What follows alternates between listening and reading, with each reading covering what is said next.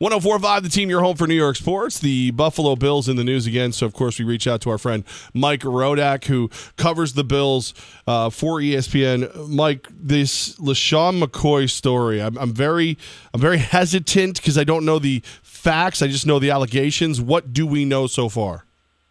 Yeah, it's exactly it. We don't know a whole lot that firmly connects LeSean McCoy to this case, but essentially, it began on Tuesday morning in Atlanta at a home that he owns where his ex-girlfriend was living and where McCoy was not living anymore, where there was a home invasion, and this woman was robbed of a specific item of jewelry that McCoy had previously asked back from her, and she had refused to give back.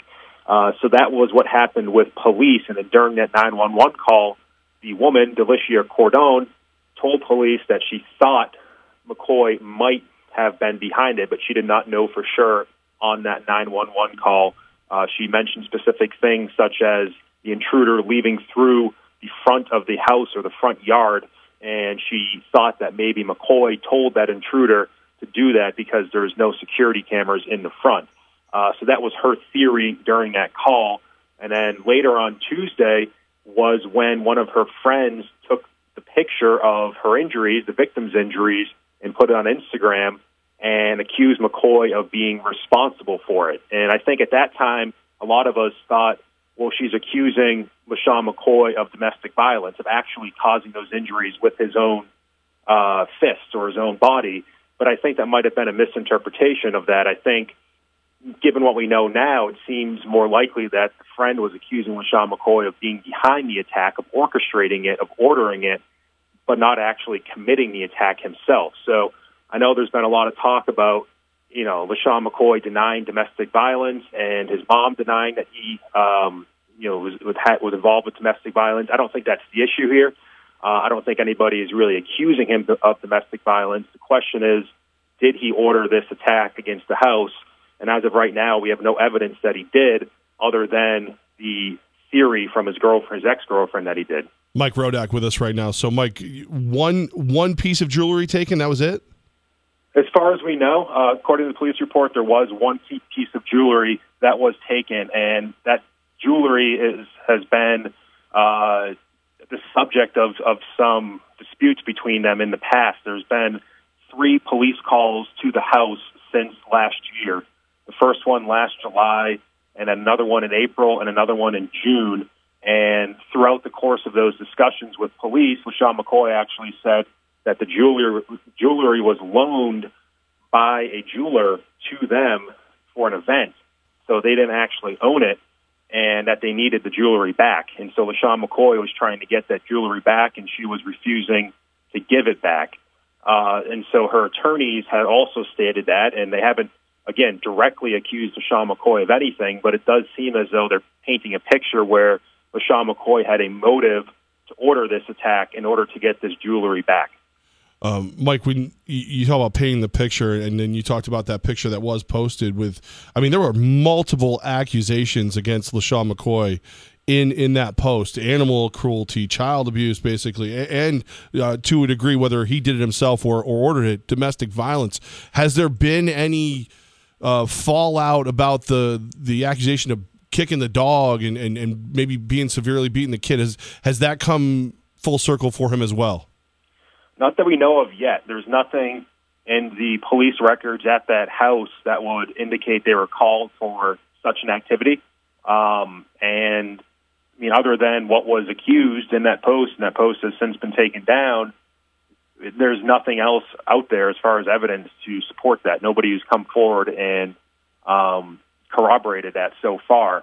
But I would imagine that the NFL and police, I'm sure by extension, are also looking into that.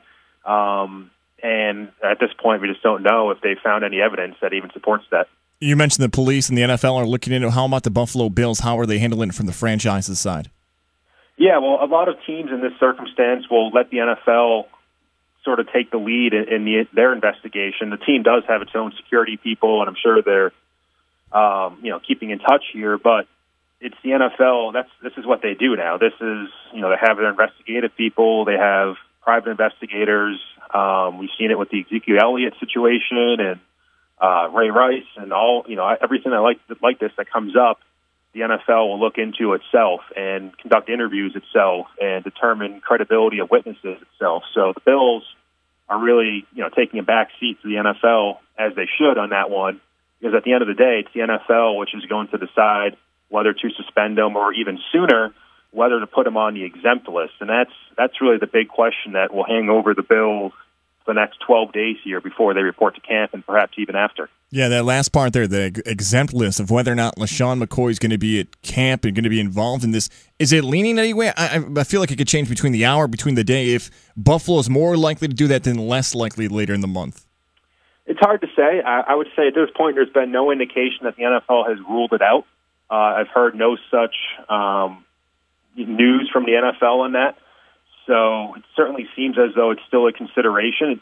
The personal conduct policy does allow a team to put a player on the exempt list in cases of violent crimes or if there's conduct by the player that would put somebody else in danger, which is sort of the language in there that might include a conspiracy to commit burglary or to commit assault, whatever any potential charges might be in this case if they believe LeSean McCoy is involved. But it doesn't require charges to be filed. It only requires the NFL to conduct its own investigation and have some suspect or some idea on their part that a violation might have occurred in order to put the player on the exempt list, in which case he couldn't practice or play. And we've seen it happen a few times with Josh Brown, Adrian Peterson. There's been a couple other players throughout. Greg Hardy is another one who have gone on the exempt list and until there's more clarity about the situation. So that's possible, but I think it's going to end up being the NFL's decision based on how credible they think any claims are from the victim, how much evidence there might be against LeSean McCoy that he was involved. I think all of that would play into this, but it's hard to say any percentage or chance of it right now. Mike Rodak with us right now, covers the Buffalo Bills for ESPN. And Mike, what is it like, with McDermott and being in Arabia with, Zay Jones has the meltdown, Richie Incognito retires, tries to unretire, Wood is done, and now this, like, what is it actually, is it just like a hornet's nest getting kicked over there right now? It's hard to tell exactly. Sean McDermott's obviously a pretty hard-nosed guy, and he doesn't seem to have much tolerance for nonsense, but he also seems to be a guy who genuinely cares about his players and wants to support them as well. So, it's hard to tell without knowing the conversation between them, but you would think that there's some level of, disappointment that this is even a story right now. But it also seems like there's a level of patience with them as well, because there's been no statement condemning McCoy or there's been no, move made by the Bills so far. So, it's hard to say exactly, but we do know that Sean McDermott's a guy who likes to get down to football and likes to avoid any potential distractions, as a lot of coaches do. Wow. It almost feels weird to ask anything about football, but any thoughts on Josh Allen's development right now as the potential starting quarterback, or is it going to be A.J. McCarron in your mind? Well, I think Nathan Peterman also factors into that, as scary as it may sound to fans who watched his game, his games really last season.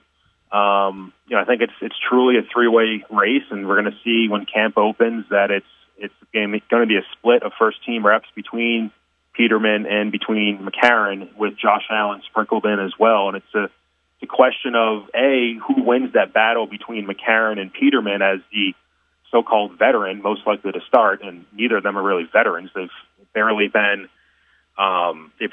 in the NFL, but is it a veteran or is it Josh Allen? Does he come along quickly enough in training camp, in preseason, for him to be a serious contender to start week one?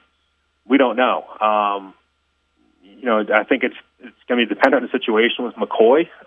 Where is this offense at? Where is this team at after all that gets decided, or if it's still being decided? And it's also going to depend on the schedule for the first half of the season. They play 5 out of their first 7 games on the road, which has never happened before in Bills history.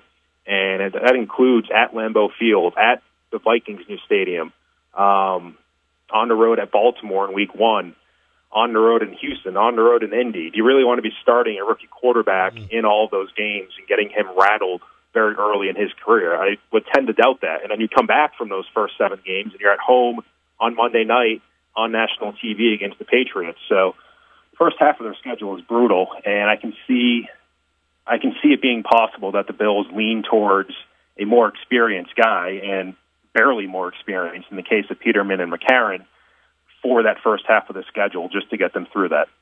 Mike Rodak, hopefully between now and when we see you at Bills camp and over at the Back Nine restaurant, we can talk more football than scandal. You got it, guys. Thank you. Look forward to it.